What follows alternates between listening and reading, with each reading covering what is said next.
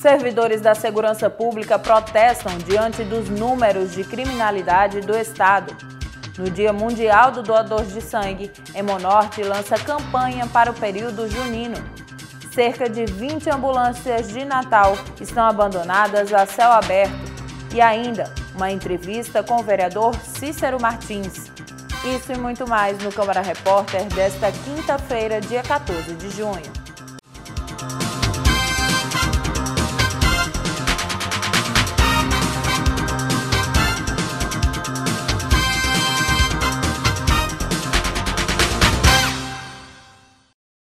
Somente este ano, 15 policiais militares foram assassinados. Os servidores da Segurança Pública do Rio Grande do Norte realizaram na manhã desta quinta-feira uma manifestação para cobrar medidas de enfrentamento à criminalidade. A dona de casa, Leilene Lima, não esconde a revolta pela perda do marido, morto no dia 10 de novembro do ano passado. O policial militar servia a corporação há 17 anos e foi assassinado a tiros na Avenida João Medeiros Filho, zona norte de Natal. Até hoje, os envolvidos no crime não foram capturados. A resposta que temos é que foi apenas um latrocínio, um roubo seguido de morte, que todos sabem, inclusive o governo, que não é assim.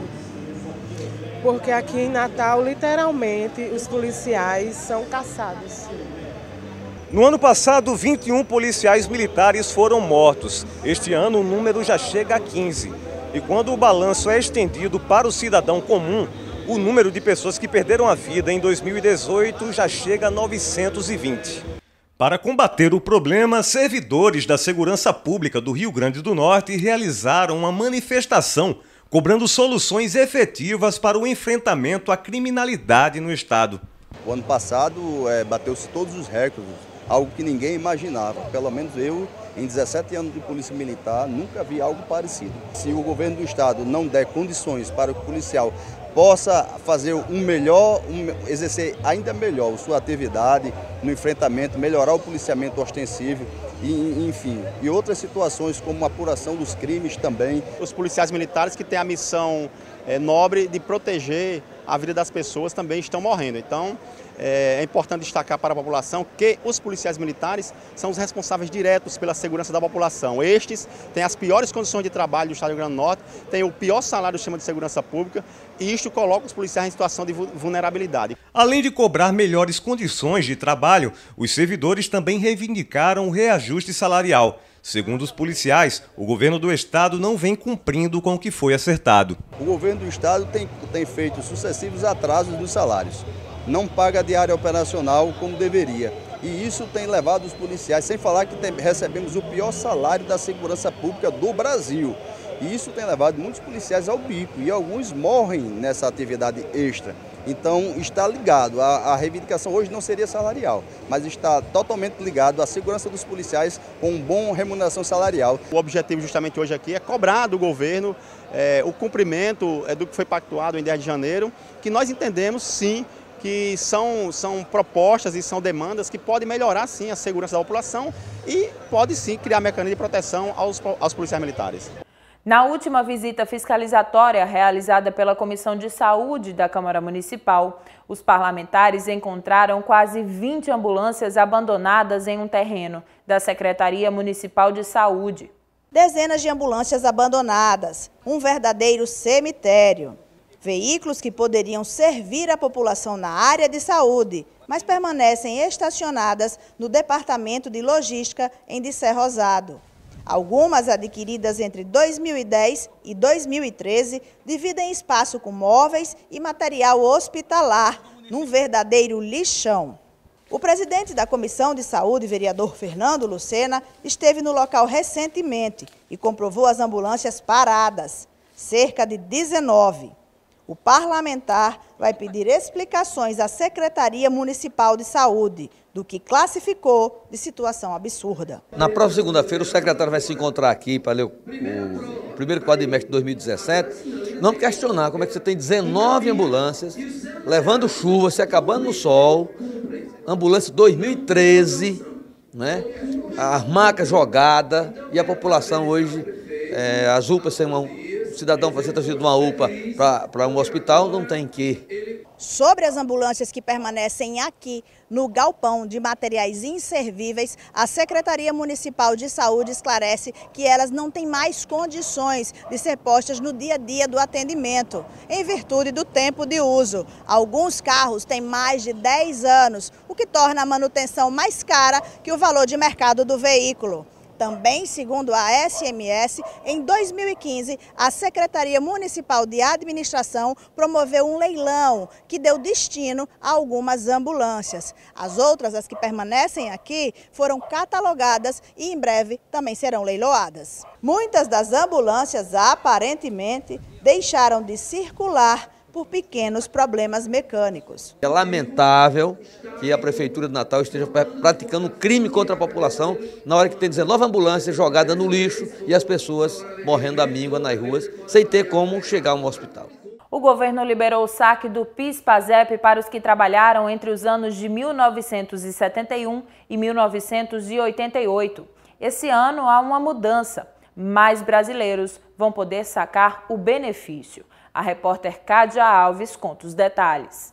Antes só podia retirar o benefício aposentados, portadores de deficiências graves e pessoas com mais de 60 anos. Agora o que mudou é que as pessoas com menos de 60 anos também vão poder retirar a quantia. Para eles esse valor vai estar disponível até o dia 28 de setembro. Serão 16 bilhões destinados a esse grupo. Para os que têm mais de 60 anos serão 18 bilhões. Para esse grupo não há data limite para retirar o benefício. Cádia Alves para o Câmara Repórter. A abertura da Copa do Mundo de Futebol aconteceu nesta quinta-feira. E pelos próximos dias, quem precisar resolver algo no comércio, é bom ficar atento.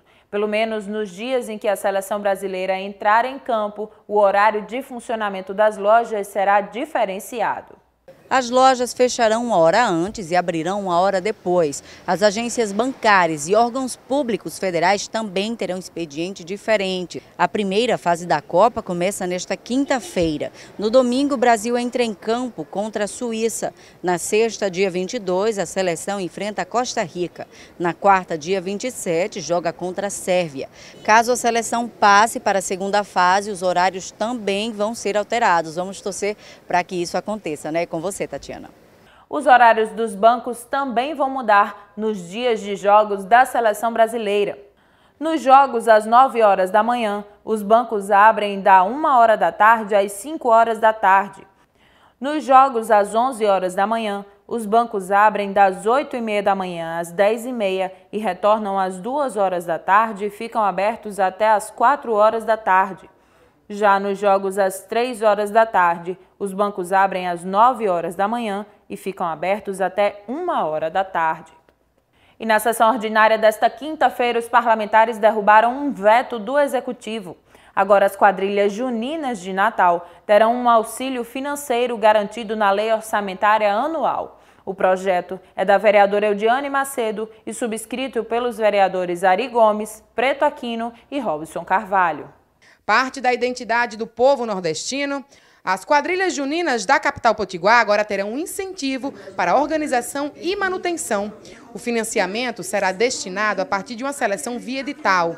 A matéria já havia sido aprovada em plenário, mas foi vetada pela Prefeitura, que alegou que essa atribuição é exclusiva do Poder Executivo. Os parlamentares derrubaram o veto e a lei será promulgada pela Câmara Municipal. Esse projeto é um incentivo para as quadrilhas juninas na LOA, a Lei Orçamentária Anual do município, que isso vai ajudar todas as quadrilhas de Natal. No final de cada ano é votada a lei anual do município e nessa votação a gente vai poder amarrar um valor destinado na pasta da cultura para o incentivo de todas as quadrilhas do município. Isso mostra, né, que estamos dando um incentivo. A gente sabe que há décadas na nossa cidade existia mais de 200 quadrilhas. Hoje são no máximo 30 quadrilhas. Também estava na pauta do dia o projeto de lei do vereador Franklin Capistrano, que obriga as empresas de ônibus a aplicar películas nas janelas. Mas a matéria não foi votada. A pedido do vereador, a votação foi adiada por 5 sessões. No dia 14 de junho é comemorado o Dia Mundial do Doador de Sangue. Para marcar a data, o Hemonorte lançou uma campanha voltada ao período junino. Quadrilhas, festa e muita comida típica. Quem dera que o São João fosse só alegria. É no período que aumentam os números de acidentes e, consequentemente, a necessidade de estoque de sangue. Além de aumentar a demanda, o período é caracterizado pela diminuição da oferta, justo quando mais precisa. Período de julho e de janeiro, a gente tem uma queda muito significativa do número de doadores e isso afeta demais o nosso estoque do sangue. O que é que isso pode provocar? É um prejuízo no atendimento de pacientes, principalmente em ações eletivas. Então, aquele paciente que vai marcar uma cirurgia, às vezes, se o estoque de sangue estiver baixo, essa cirurgia não pode ser marcada porque a gente vai prestigiar e privilegiar as ações de urgência e emergência. O dia é para celebrar. O forró anima as pessoas que comparecem à sede nessa data tão especial. Mas quer saber o que anima mesmo essas pessoas? É o que acontece aqui, dentro dessa sala. É muito gratificante, porque se você for levar por um lado, você pode doar milhões de reais e não salvar uma vida. E você doando sangue, você pode salvar várias vidas. Como toda ajuda é bem-vinda, a campanha ainda conta com o apoio de grandes ídolos potiguares.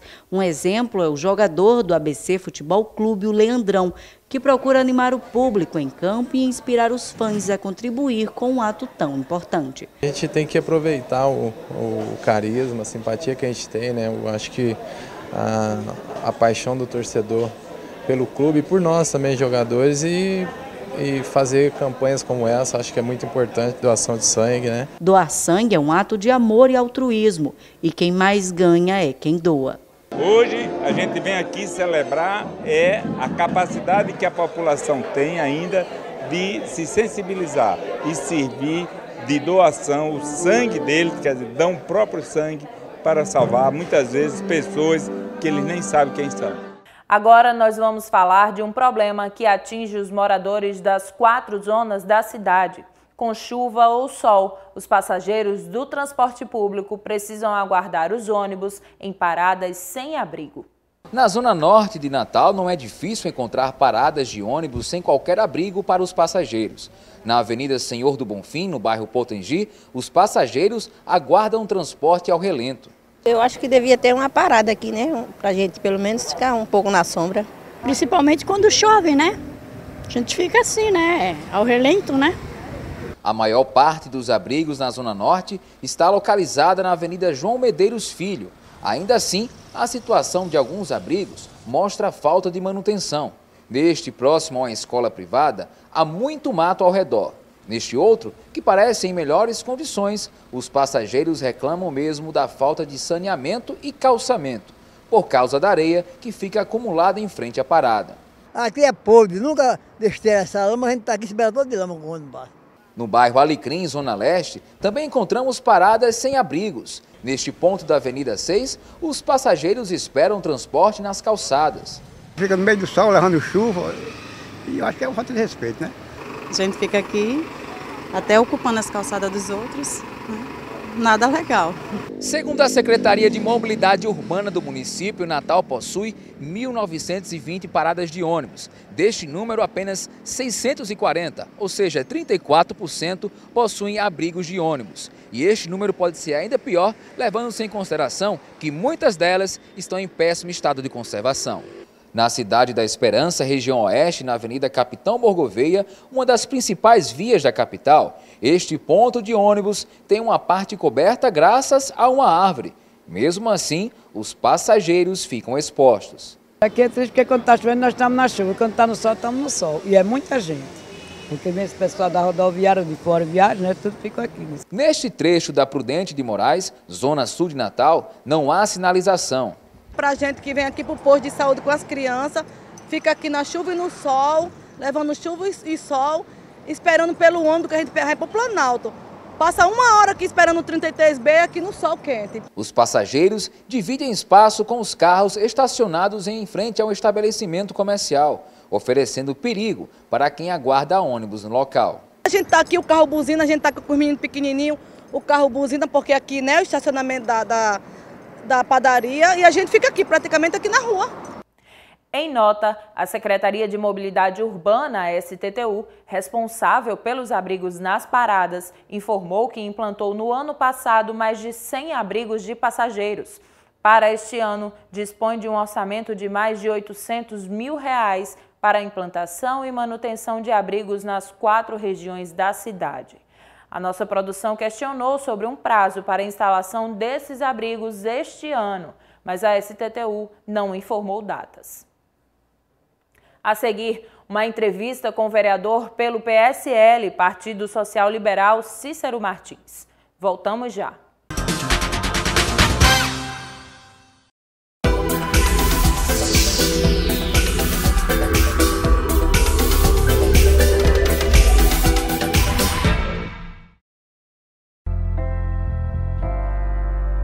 Eu espero voltar para minha casa. Você sonha em voltar para sua casa? Você acha que isso pode acontecer? É uma realidade da vida, né?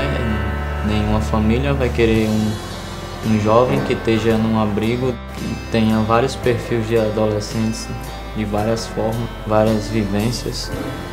Eu acho que é uma das coisas que eu mais sinto falta, que é da minha família.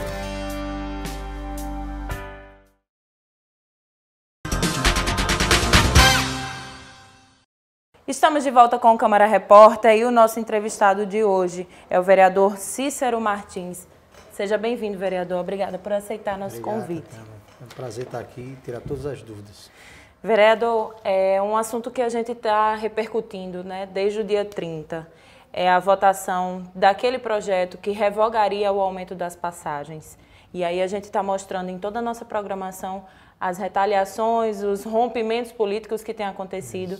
E diante disso o senhor vai entrar com um impeachment?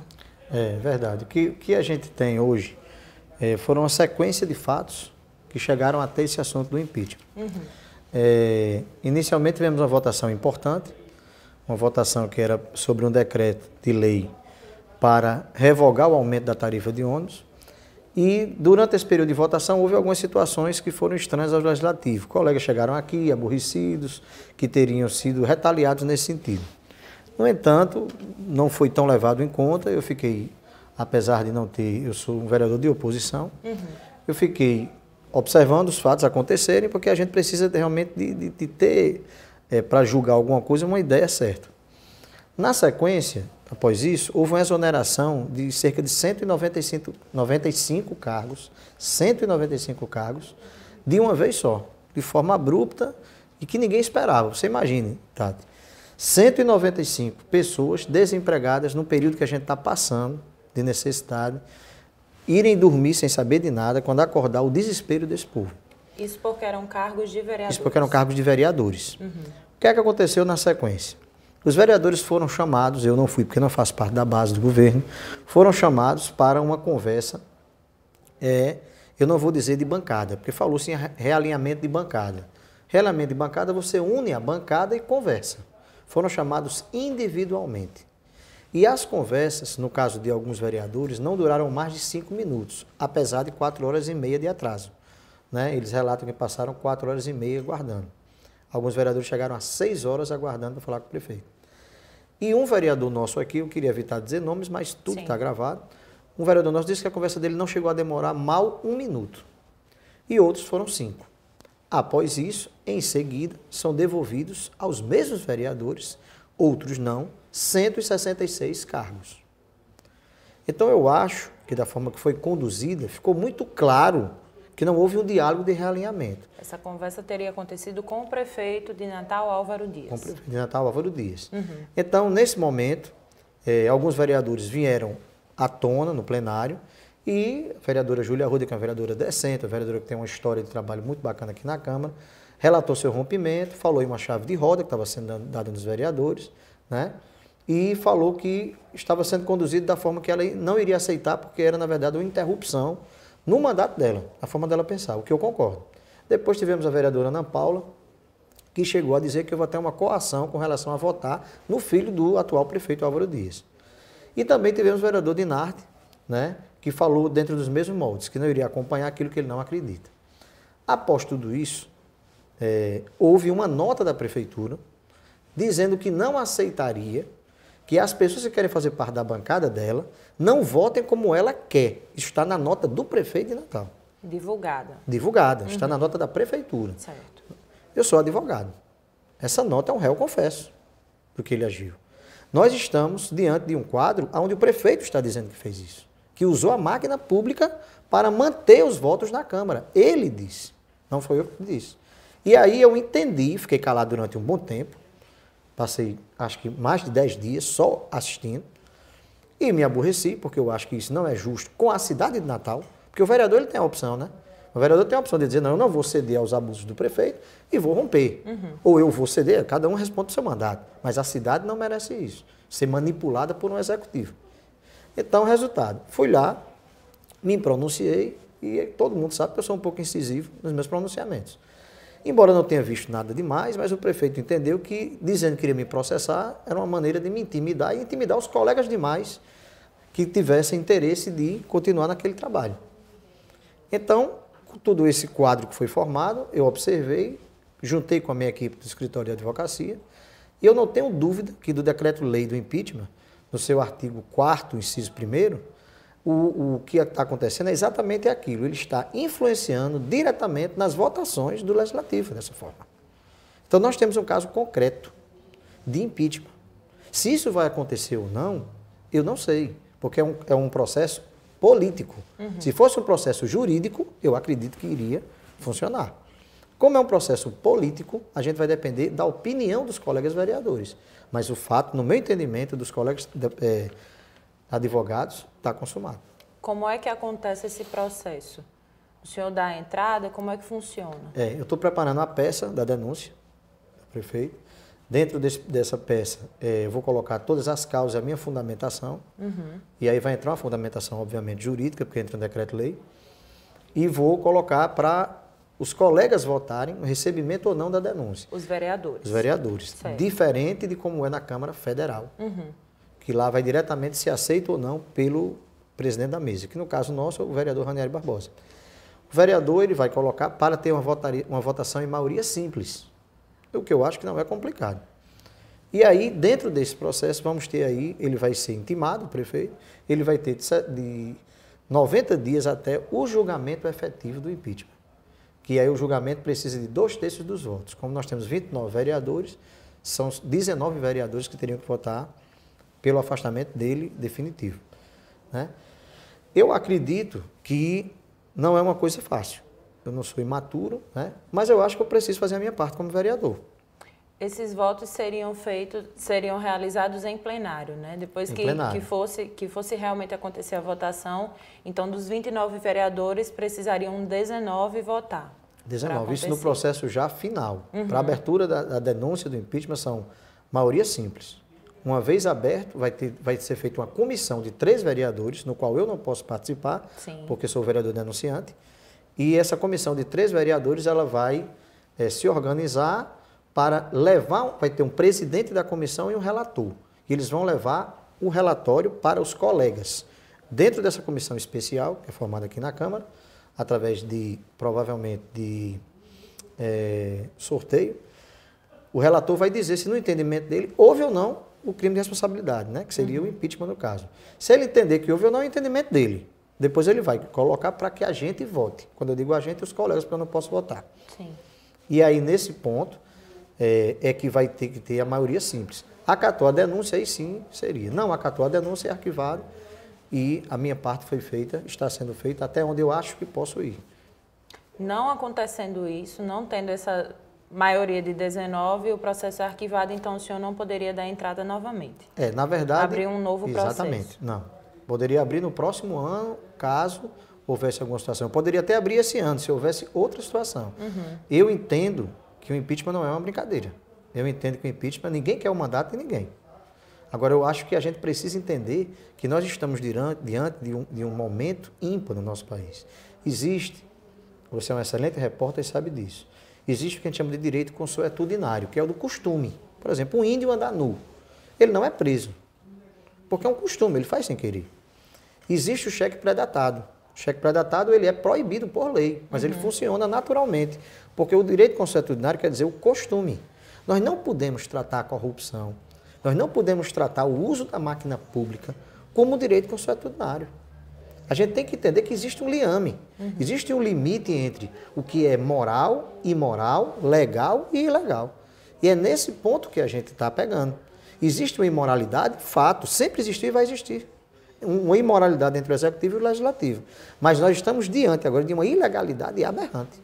E é nesse ponto que eu estou entrando e estou querendo ver como os meus colegas vão se comportar. Eu sei que o presidente da Câmara, Ranieri Barbosa, sempre defendeu a nossa condição de trabalhar com liberdade.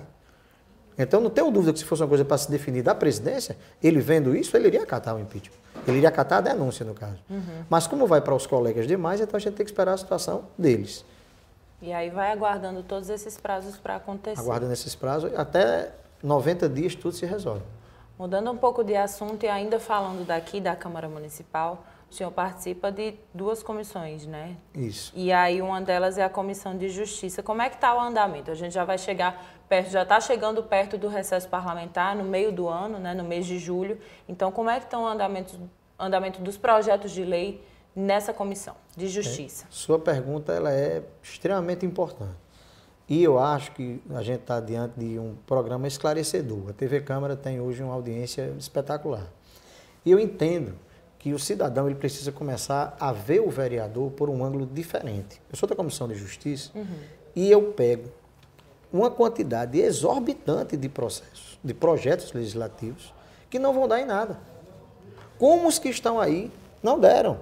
São 70% dos projetos legislativos que foram aprovados, sancionados pelo prefeito e não funcionam. Como assim não dá em nada? Dá um exemplo. Aplicados? Não são aplicados. Vou dar aqui um exemplo de um colega nosso, que eu tive o prazer ainda, agora ele assumiu como suplente, o vereador Maurício Gugel. O vereador Maurício Gugel fez um excelente projeto de lei relacionado ao banheiro nos bancos. Excelente projeto de lei do vereador Maurício. Foi aprovado pela casa, foi sancionado pelo prefeito e você vê funcionar? Não. Como ele, inúmeros, quase que todos. Eu tenho um projeto de lei aqui, já sancionado pelo prefeito, que dá descontos de 50% de quem tem cartão SUS em clínicas privadas. Eu nunca vi ninguém usar. Então, as coisas... A prefeitura deveria até divulgar mais isso. A Câmara faz a parte dela, divulga. Eu acompanho isso de perto. Mas é muito pouco ainda. Nossa cidade é muito grande, quase 1 milhão de habitantes.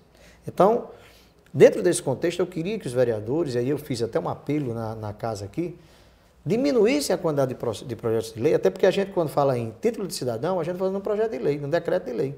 Então, termina entrando naquela conta, né? O vereador tem 35 projetos de lei, o outro tem 5. Às vezes, o que tem 5 trabalhou mais do que o que tem 35. Porque ser zagueiro não dá ibope. Dá ibope ser atacante e fazer gol. Então, a gente está na defesa do dinheiro do povo, está fiscalizando o erário do cidadão que paga um imposto caríssimo. Quem mais paga imposto até aqui no Brasil é o pobre. É quem mais paga imposto, diferente do que se pensa na cultura, que quem banca é o rico, não é o rico, é o pobre, porque o rico tem CNPJ. Então ele paga uma cota muito menor. O pobre ele chega a pagar 40% de imposto em cima de alimentos básicos. Então, dentro desse contexto, nada mais seria tão importante do que a gente fiscalizar o dinheiro do povo. Porque eu tenho certeza que se nós tivéssemos 12 vereadores, 12, dizendo, eu não vou criar projeto, eu vou fiscalizar, a gente está vivendo uma cidade melhor do que Gramado. Porque tem muitas leis que não estão sendo executadas. Então não adianta continuar mandando. Eu trabalho muito.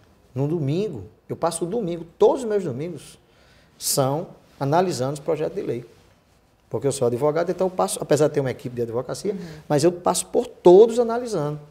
Então, dando parecer, etc. E no final a gente sabe que aquele trabalho é importante e mas o usufruto dele não é tão quanto um processo de você vai ter de fiscalização do erário público.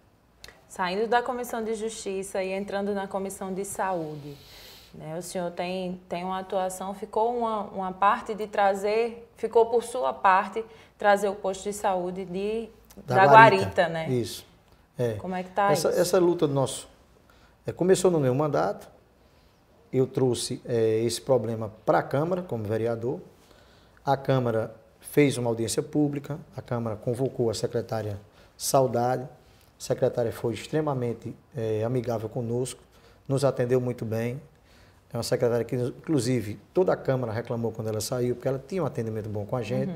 A gente não pode ser um vereador de oposição por oposição, né? Nós temos ótimos secretários também, pessoas decentes que estão à frente do trabalho. E a gente vem numa luta incessante, porque tiraram o posto de saúde da Guarita, que já é um bairro pobre, onde as pessoas têm dificuldade até de transporte, e levaram lá para cima, bem distante, no final do Alecrim. E o resultado? Essas pessoas não têm como se locomover. É o cadeirante que não vai, é o idoso, né? É a mãe que não tem condições de ir. E isso era na Guarita exposto. E nós continuamos lá, nessa luta, em prol de conseguir uma casa para alugar e nessa casa a gente reinstalar o posto da Guarita. Graças a Deus, tenho sido muito bem recebido na secretaria. Tive com a senhora Genilce, que me atendeu muito bem, o senhor Jorge.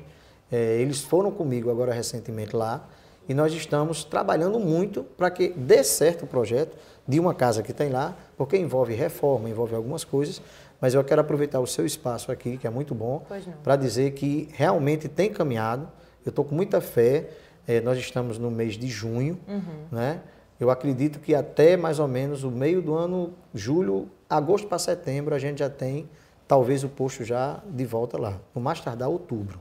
E a população vai poder voltar a usar. A população vai poder voltar a usar, porque, na verdade, é um bairro carente, é um bairro humilde, as pessoas não têm recursos, né? A quantidade a população lá já é muito grande. É um bairro que dizem ser violento, né? De fato, existe esse lado também lá social, que é complexo. Então, como não dá voto, né? Muitas vezes é abandonado pelo poder público. E a gente, eu conheço aquele ali um pouco de perto. Eu nasci no Alecrim, me criei lá no Alecrim. E eu já conhecia, não sou da Guarita, sou do Alecrim mesmo. Já conhecia e sempre tive aquele encanto de tentar um dia ter muitas amizades boas lá. E eu não vou largar essa bandeira enquanto não conseguir. Vereador Cícero Martins, eu queria agradecer a sua participação no nosso Câmara Repórter. Eu que lhe agradeço, né? Mais uma vez você recebe gente tão bem aqui e deixo à disposição para o que você precisar. Estou aqui para você perguntar o que quiser e eu responder com o maior prazer. Obrigada. O Câmara Repórter de hoje fica por aqui. Mais notícias e mais informações ao longo da nossa programação. Obrigada pela companhia e até a próxima edição.